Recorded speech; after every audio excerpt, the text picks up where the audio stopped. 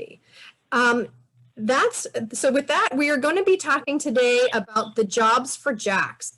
And we are very lucky to have a fantastic speaker today. Nat Ford is going to be our speaker, and he's going to go more in depth on the jobs for Jax. Now, I want to give a quick introduction to Mr. Ford. He is the CEO of JTA.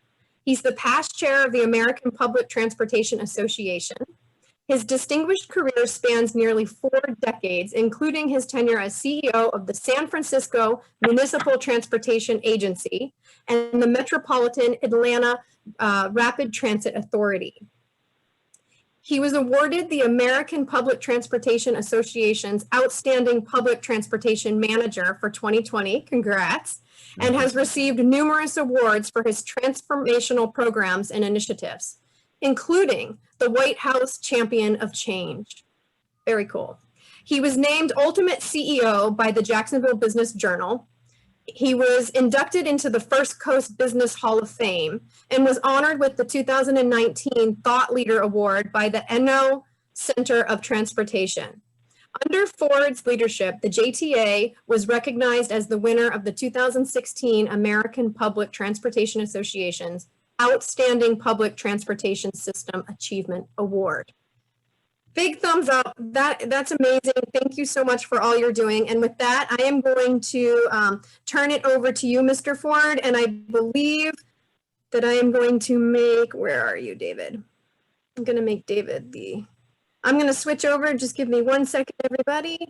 Okay. David, I'm going to make you the host. You just have to accept. There you go. All right.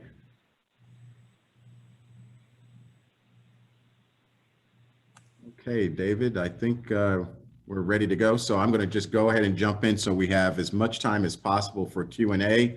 And so good morning, everyone. And thank you, Christina. And thank you for your group giving me the opportunity to talk to you today about our vision for transportation here in Jacksonville and the work that we're hoping to do soon in partnership with the city through the Jobs for Jax program. Today, I want to brief you on the countywide conversation we're having on the local option gas tax.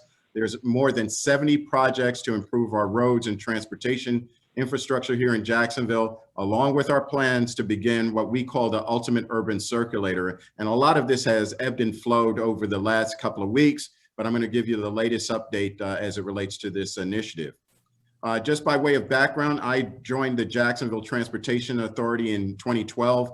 And I think since that time, you would agree with me, we've done a great deal. We've accomplished quite a bit. One of the first things that we did not too long after I arrived was really a total overhaul of all of our bus routes. And it was something that had not been done in more than 30 years. And you can imagine in a 30-year time frame, people have changed where they live, where they work, where they play. And, you know, our system had not kept up with that. And that ROI, the Route Optimization Initiative, was really the first of its kind, really nationally, for an agency to really wipe the slate clean and update their routes. And it's been something that's been duplicated around the country since that time.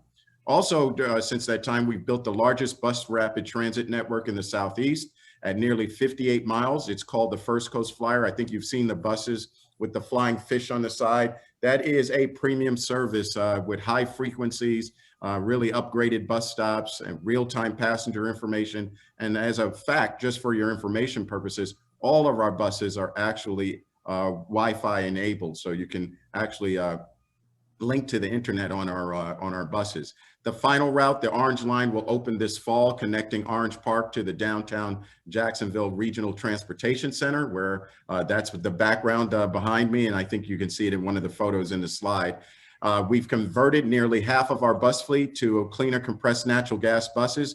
We recently added electric buses to our fleet, and our on-time performance has significantly increased over the last couple of years. And as you also have seen, we've taken a real holistic view of mobility. We don't believe that a 40-foot bus is the only platform we should be operating or encouraging citizens in our community to ride. So we actually support on-demand services like beachside buggies, Go Tuckin'. We also sponsor Go Tuckin'. And then we developed something called Ready Ride, which operates in 11 zones around Jacksonville.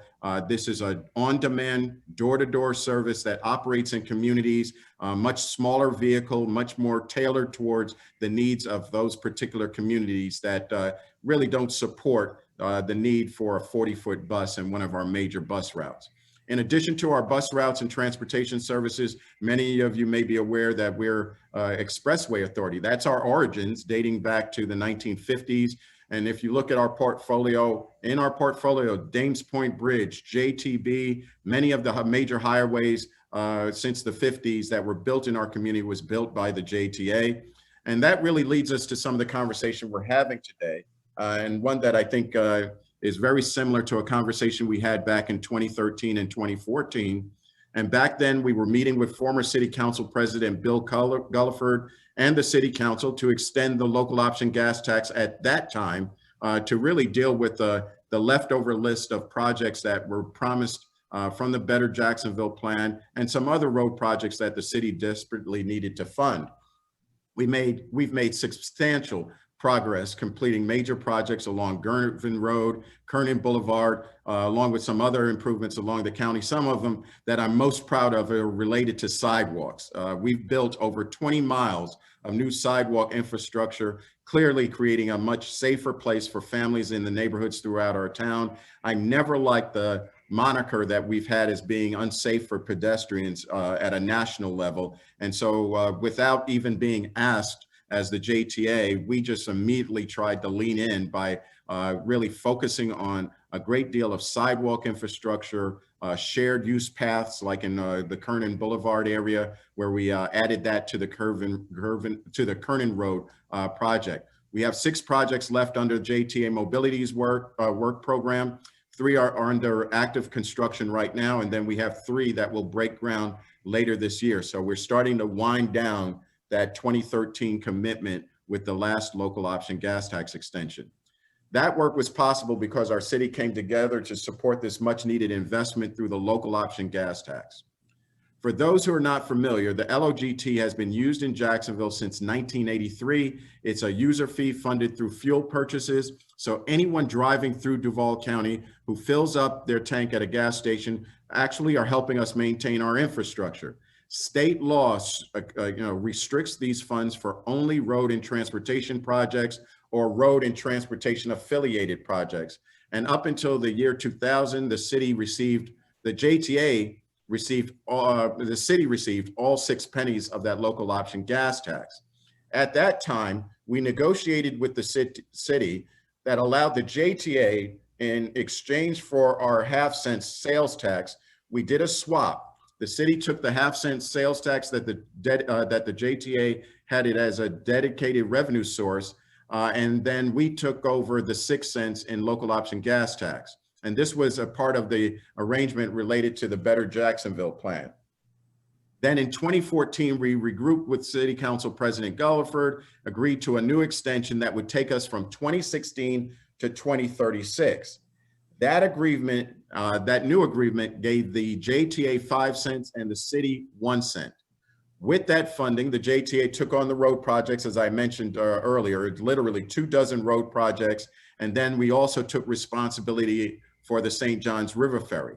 We left behind 1 penny with the city so that they could fund their road maintenance account. So let's fast forward to the new proposal we're introducing to City Council on Wednesday. First, it's a 10-year extension of the current 6 pennies from 2036 to 2046. And the JTA and the city have agreed to split that 6 cents 50-50. The second is that we are proposing to expand the LOGT to the full 12 cents that is allowed under Florida state law, so that we'll add another 6 pennies from 2021 to 2051. Those 6 pennies will also be split 50-50. Now, just so you're aware, this brings us in line with nearly every major metropolitan area in the state and in line with both Clay and Nassau counties in Northeast Florida. So what is all of that going to pay for? More than $1 billion in new road and transportation projects across the county. The city and the JTA, we have comprised a list of 72 projects. Those projects are going towards improving our existing roads, drainage, sidewalks, and other transportation infrastructure. The majority of the projects have already been approved by City Council as they were part of the city's 5-year capital improvement plan. So most of these projects were voted on and approved by City Council well in advance of this initiative. By advancing those projects, the city then can free up funding to complete other important work like replacing septic tanks in some of the oldest neighborhoods in Jacksonville. The JTA's list of that portion, and I think that's very important in terms of this septic tank issue. It's something that I've come to learn a great deal more about, and we've got a lot more work to do in that regard going forward. This begins some of that work. The JTA's list of work includes road projects, investment in our transportation system. One of the things that I really have been concerned about is the lack of accessibility of all of our bus stops here for ADA, as it relates to ADA, for people who are either in wheelchairs or disabled, or senior citizens or children for that matter. When I arrived, we were woefully inadequate in terms of bus stop infrastructure. We've made significant improvements in terms of our population of bus stops.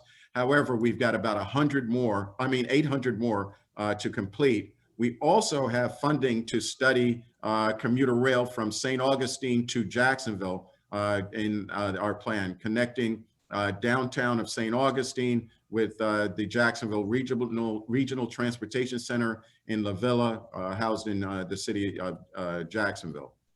Recent economic impact study from UNF estimates that the Jacksonville economy could receive a $1.6 billion boost from this work, and it would create as many as 7,600 new jobs during and after construction.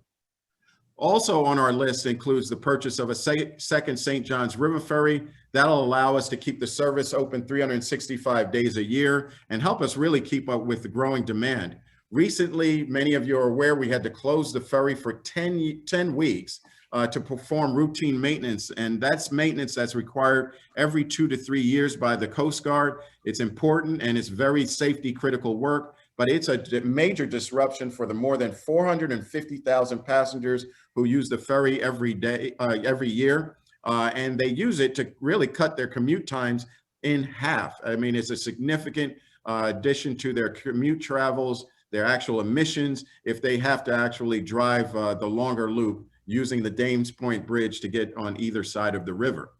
The JTA takes a great deal of pride in offering and improving this ferry service, and we feel that a second boat will really help us on that mission. And we are actually examining acquiring an electric ferry so that we again have a zero emission ferry. Obviously, the supply chain on electricity is questionable sometimes in terms of actual emissions to produce that electricity, but we do feel that the ferry itself being electric is a move in the right direction as it relates to sustainability. We are also here because there's another major project on our list, which is the Ultimate Urban Circulator. This project may be new for some people, but the truth is we've been working on this U2C for over 5 years now. Before we went down that path, we undertook a full assessment of the Skyway, reviewed every aspect, including the condition of the structure, the operating systems, and the vehicles. Since our advisory committee finished their work in 2015, we solicited industry input feedback from literally around the world. We've held an industry forum, hosted multiple stakeholder meetings over the past several years, and that work led to a resolution from the JTA board directing the staff to not only keep the Skyway, but to modernize it and find a way to expand it. And that occurred in 2017. So what is the U2C and why are we going in that direction? At a bare minimum, the U2C is actually helping the Skyway finally fulfill its potential, creating true origins and destinations. And as you look at that map, you can see the U2C will expand the Skyway, or what we have called the Skyway, from 2.5 miles to 10.5 miles. It goes deeper into the core neighborhoods where people live today and where business, retail, dining, and entertainment is already vibrant. We are out of the Skyway system that you know today. We are simply keeping the existing elevated structures, the 2.5 concrete structure that you're familiar with. We will connect that structure with a series of ramps or spirals or elevators that will then take the vehicles down to street level. And that allows us to grow the system without building more and expensive and permanent superstructures. Instead of the outdated trains that you see today, we will switch to a fleet of electric, autonomous, connected vehicles that are environmentally friendly and interchangeable as technology advances over the next 30 years. Now, many of you have seen that the City Council did redirect some of the funding for this project to the Emerald Trail. We fully understood the need to compromise, and frankly, we love the Emerald Trail. So for us, it was a difficult but a necessary decision to support that amendment. And in doing so, we are actually lifting all boats, so to speak. And then for the remainder of the extensions on the Skyway, we'll have to hit the pavement in DC and work for federal and state dollars. But I think if we're successful in getting this legislation passed on Wednesday, with $250 million remaining, it gives us a much better chance at getting the federal funds to fully complete out the project.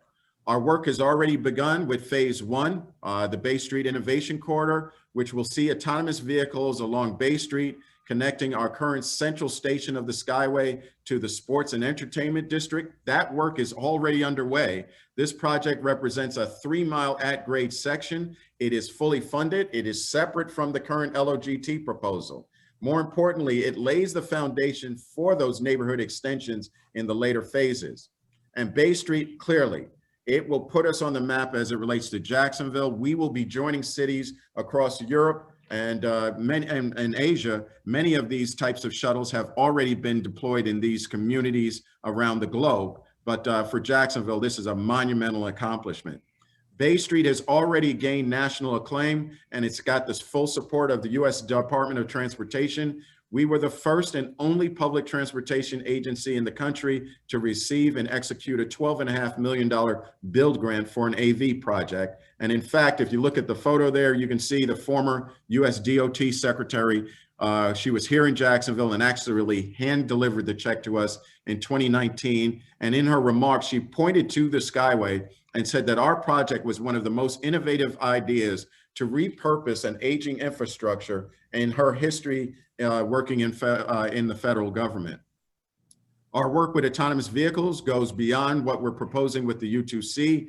Last year, we entered into a partnership with FSCJ. We will be using their commercial driver's license test track at Cecil Center. And we are jointly developing the STEM curriculum for autonomous vehicles and related technologies to help train the workforce of the future. This is a $30 billion industry, and we should do everything we can to bring those related fields and job opportunities to our community.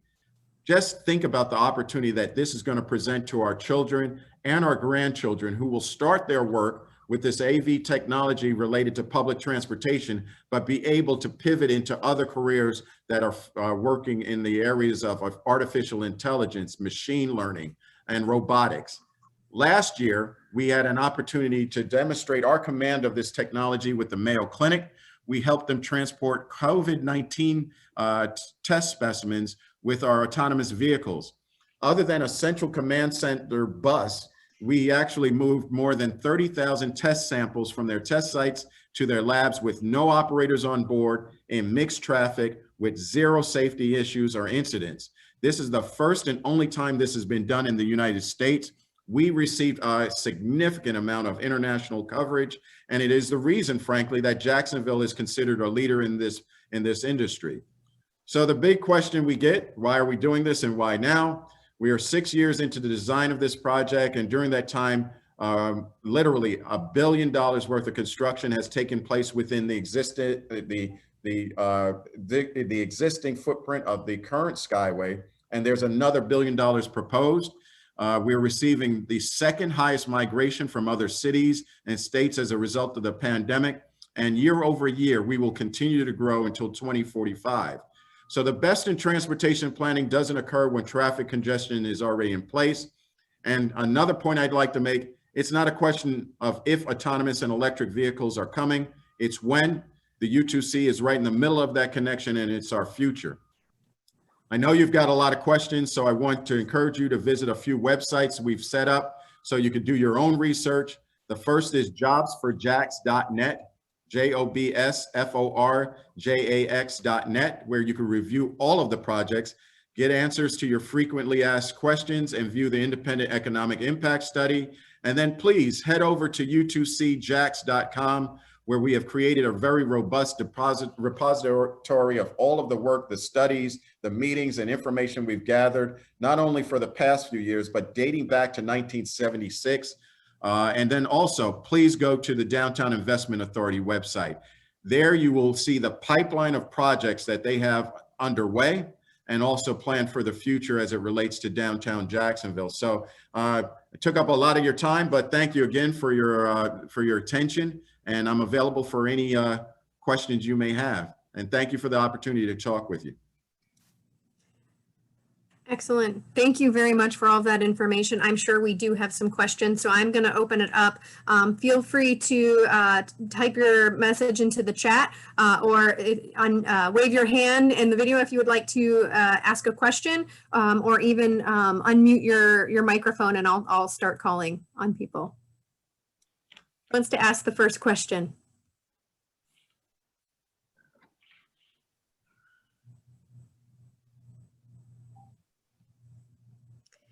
Hey, Chris, this is Mary. Hey, Mr. Ford, thank you so much again for joining us. That was a terrific presentation. And I did have a question for you. I see a lot of the things that you're doing are reducing emissions. Does JTA actually have a stated emissions reduction goal that you can share with us? Yes, in fact, well, not a specific emissions goal. We have recently hired a chief sustainability officer, and so we are developing that component of our actual vision and mission. But it has not been invisible to us, our role as it relates to, improving the environment. And so we have a set of goals that have been adopted by our board of directors for specific emission targets or sustainable project development. So for example, as it relates to water emissions and reuse of water, we have some goals related to that. Recyclable refuse utilization. So that work is already in place. If you can go to our website, we can connect you with that. And so you can see what activity we have underway. But, it's one of those things where we have not set an exact emissions goal, but I do feel very optimistic about the work we're doing with electric buses. We just received our first two a couple of months ago. Great. I'm going to go ahead and still taking questions, but we're going to read one from the chat. It says, if the tax is approved, is the project U2C project ready to start? i.e., so for example, when does the existing rail system decommission and conversion begin? Oh, that's a great question. So the first phase is already underway. That's the Bay Street Innovation Corridor. You can expect to see vehicles operating in that corridor in the next 2 to 3 years. The actual larger portion of our project, which is the aerial conversion, the structure conversion, that is going to take us about 6 to 7 years to complete. So construction, I would imagine, is going to be out probably about 2 to 3 years from now. We have not actually done the competitive process, scoped out an RFP, things of that nature. The key was to wait until we saw a clear path, full funding, and that now that we have that path, we'll move forward. I'm going to go ahead and read another question. It says, you mentioned the U2C autonomous vehicles will be environmentally friendly. Can you expand on that and tell us about how recent and upcoming projects will impact Jacksonville's carbon footprint? That is another great question, because these vehicles are all electric vehicles when we're talking about the U2C vehicles. And interestingly enough, this technology is going to be so impactful that we're going to start examining, and some of my colleagues around the country are doing this already, examining an actual electric and autonomous bus fleet. Talking about the larger buses. The First Coast Flyer really lends itself for that, because we're operating in major corridors in terms of that operation. So we have Also a plan for an electric vehicle fleet strategy and when we would be able to convert our entire fleet over. I've had meetings with the new CEO of the JEA. That would be a perfect partnership between the two organizations where they actually help us with the infrastructure of our facilities, you know, the charging stations, things of that nature. We as the JTA would commit to buying electricity from them over the next 20 to 30 years. So in there is the infrastructure investment that would come from the JEA and then the vehicle purchases from the JTA. That is similar to what I did in Atlanta with compressed natural gas. I guess that was almost, 14 years or so ago. Right after the Olympics, our fleet, the CNG fleet in Atlanta was one of the first fleets in the nation. And we had a partnership with Atlanta Gas Light where they helped with the purchase and the infrastructure improvements we needed to make that conversion. So I think there's a big win-win for the JEA and the JTA, and both of us being authorities of Jacksonville makes it even better for that type of partnership.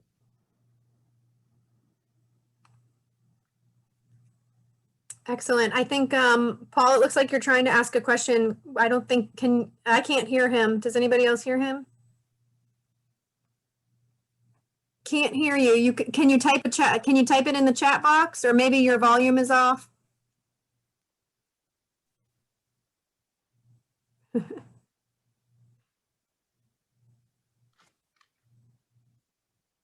Nope, we can't hear you. Paul, while you figure that out, I'm going to read another question in the chat box. Recent polls indicate that people do not support the Skyway, and they back that up in not using it. How do you intend to increase ridership? Very good question. I think the unfortunate thing about the Skyway is that for 30 years, it's kind of been held up and criticized for over 30 years. And when you look at the original plans for the Skyway, it was a much more expansive system than the 2.5 miles. But at some point during its development, a decision was made not to expand it past the 2.5 miles. And unfortunately, you know, the criticism that it doesn't go anywhere is appropriate. It was not fully expanded and fully built out. And then you see the arguments, you know, about, you know, it not really serving people. Well, if you look behind my, you know, my virtual, behind my back at the virtual screen, the first real major connection has occurred, which is its connection to this regional transportation center here at La Villa.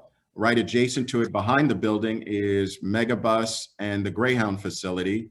And then phase 3 that we're studying, and as part of this LOGT study, is bringing back commuter rail and Amtrak back to the Prime Osborne. And so if there ever was a time for connectivity and ridership, it's probably now. We have to plan for the future. If you look at the map of locations, we're going further in the Riverside, Brooklyn area. If you look outside the JRTC, you can see that there's cranes in Brooklyn where they're building the FIS campus. As well as I think announcement was made about the Times Union site is now being purchased and developed. There is and if you look at DIA's website, a number of projects and infill in terms of apartments, retail, and commercial that's happening in downtown Jacksonville. So I think, you know, the Skyway may have been too far ahead of its time, but there is a resurgence in terms of downtown. And I think in this particular case, the investment is well worth it. In terms of there's going to be a need to move people in a downtown environment rapidly, quickly, and really as cleanly as possible. And buses, 40-foot buses don't serve that purpose for a downtown mobility solution. Okay, thank you. We don't. And also, I would say to those polls, interestingly enough, you know, we've been doing a number of public meetings, and what happens is there seems to be, from a cultural standpoint, this kind of, I live on the west side, or I live out in the beaches, I live on the south side, and I don't come to downtown, and I don't really, frankly, folks, to my face, I don't care about downtown. And that's kind of the uphill battle, in addition to the Skyway for 30 years being kind of the public whipping boy or girl, or however you want to describe it. And so that's what we're up against. But I think the the numbers and statistics related to downtown connectivity is going to require us to have some mobility solution. We're just trying to leverage what used to be the Skyway. We're just, you know, the concrete structure has probably another 40 to 50 years of life in it. And many cities across the country, I don't know of any city across the country that would tear down a structure like that and not find a way to repurpose it in some shape, form, or fashion.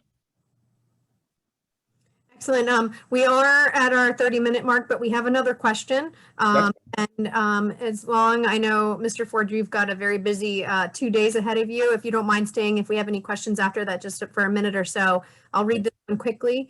Are there any PSA or media marketing plans to push this information out to the public on a consistent basis so citizens understand all the facets of this plan?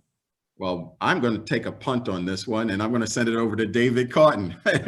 David is our public information officer, and he's been intimately involved in what we've done.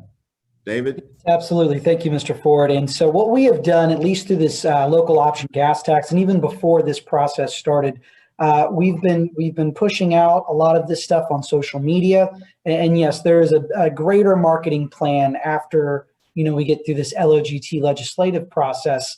Unfortunately, for the past year with COVID-19, we had to stop a lot of our daily and weekly static displays. We used to take these autonomous vehicles throughout Jacksonville.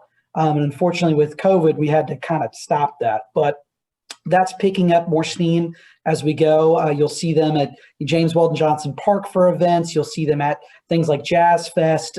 We had them downtown at the River Jams Festival. And then on top of that, we've got 2 pretty robust websites that I encourage you to share with your audiences, your friends and families. I've put that in the chat. And then after this this meeting, I'm going to make sure that Christina and Mary also have those links so you can share that with the group. Has a lot of this information and a lot of really great videos that our multimedia team has put together to kind of break this down in common terms for folks who may not be as familiar with autonomous vehicle technology. Okay, thank you, David. Well, with that, are there any more questions out there? I'm not seeing anything on the chat, and we are at time. So, Mr. Ford, thank you so much for the information. It's wonderful to see. It's very innovative. It sounds like it has a lot of sustainable elements, which are all great things for Jacksonville. So thank you for everything you're doing, and good luck this week. Well, thank you so much, Christina, and to you and your entire group. Thank you for the opportunity. I mean, public transportation by its sheer nature is a sustainable, sustainable mode of transportation. And we're going down that path of electrification. This building here is a LEED Gold building that we just built. We just got that, about a month or so ago. We were made aware of that. And we'd love to host maybe one of your meetings here at our new facility. That would be great. And we just thank you again for the opportunity. And the better we move, the greater our city will become. So thank you. Great. Wonderful. Well, thank you again. And thank you everybody for joining us today. There are some links in the chat, so go ahead and make sure you copy and paste those. And everybody have a wonderful week.